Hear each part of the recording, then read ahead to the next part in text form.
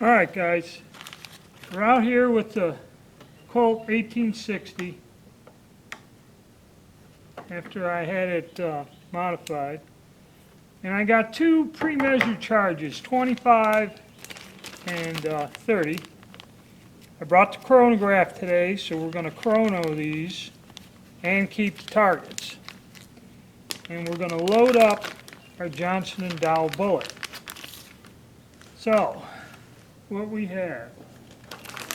And these are cast, and what I did is dip them in, I think it's SPG lube or whatever. So what I'm going to do, and what you got to do with these Conicals, is get your charge in there. You may have to experiment with the charge, what'll fit. Because the problem is going to be if the point of the bullet sticks out of the cylinder too far. All right, get in there. There it goes. I'm going to get up.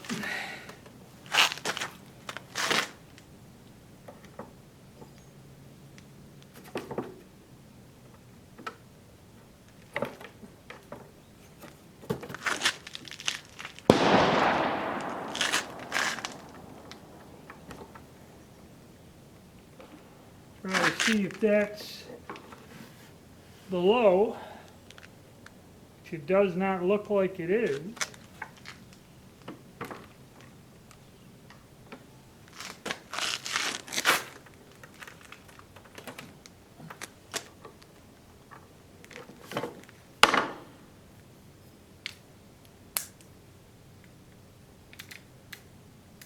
That made it.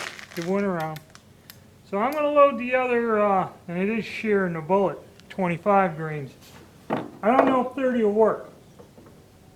What I'm going to do is I'll load the other 5, then we'll go down and shoot it against the chronograph. Okay, first difficulty I noticed is the tips of these bullets stick out to where they either shear off on the barrel or they're too far out. I had to disassemble the gun and try to push them in further.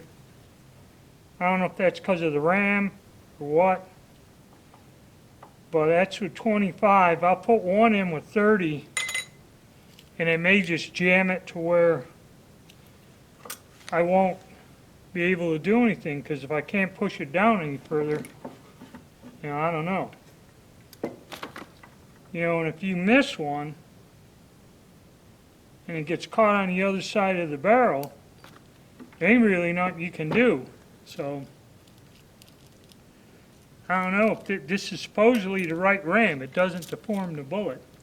So let me get the caps on and we'll go down and see what this does.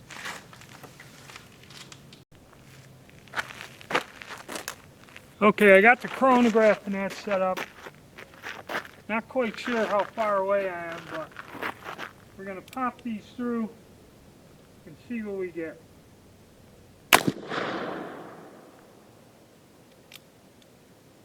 $103.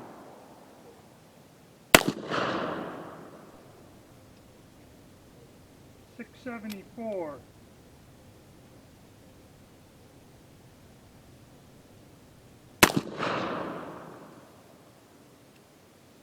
$641.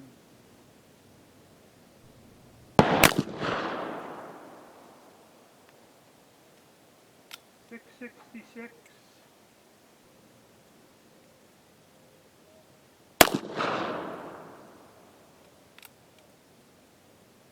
$640.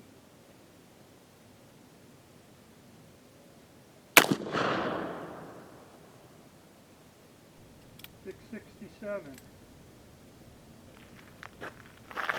Well, we'll review the target snap. For right now, I'm telling you, it's more accurate. These bullets are more accurate than a round ball. And we'll go, once I figure out all this and get a load, we'll do it. I'll try a 30. If it doesn't work, I'll shoot a round ball, and then that'll be it. Okay guys, 30 with the conical bullet ain't gonna fly. So I went down, I got 20 grains with the round ball. We're gonna run it to the target in the chronograph. If you're getting more than 25, 26 grains in there, then you must not have the proper ram and it's blunting the bullet. What's the point of putting a conical bullet in there when you squish it flat like a block, you know? So let's see what this does with the round ball.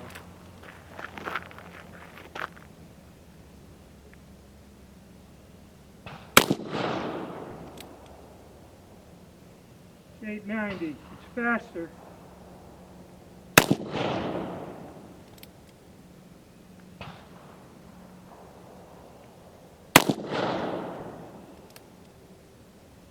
might have pulled that one.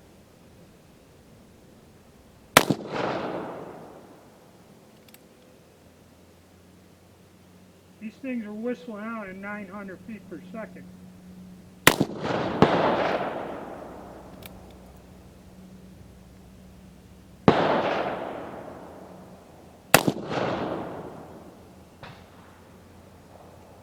But the accuracy is not good. The slower moving conical bullet is more accurate. So I think I'm going to wrap this up for this one. We're going to get some loads made up, come out here again with it. Now I'm going to move on to the 36 while it's still quiet. Oh, I'm going to add when I get home, chronograph results and the targets. We'll look at that when I get back to the house. I'm not going to do it out here in the field. All right. Okay, here are the results for the Colt 1860 Army. Now, I went out with 25 grains with the Johnson Dow bullet, and actually it was quite accurate, and the numbers come up that what I had here was an average velocity of 665, standard deviation 23.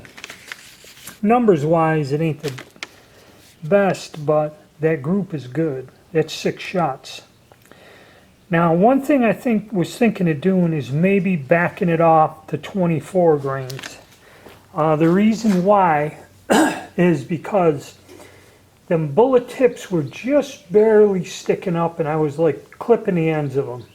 So maybe another grain of powder less would stop that. But as compared to the round ball, you could tell it shot differently. So I had 30 grains left over, which I liked with the round ball. And as you could see, the 30 grain charge with the standard round ball, that's nothing to sneeze at right there. Numbers on that one. Okay, average velocity of 902, so it's whistling out there. We're getting about 900 feet per second. So with a round ball, I think I'll stay with the 30 grain charge. I mean, can't beat that. And the only reason I'd back a grain off on this and see if I can get it better is because I was clipping the noses, the tips of the bullets. It wasn't seating quite well. Of course, that could be the machining of the gun too. There's one cylinder in there that's kind of off and doesn't seat as deep as the other, so that's a quality issue on that old gun. The older ones didn't have good quality control back in the old days. But still, for a used gun that I got fairly reasonable, it still shoots fairly well, even after the modification. Okay, that winds it up there.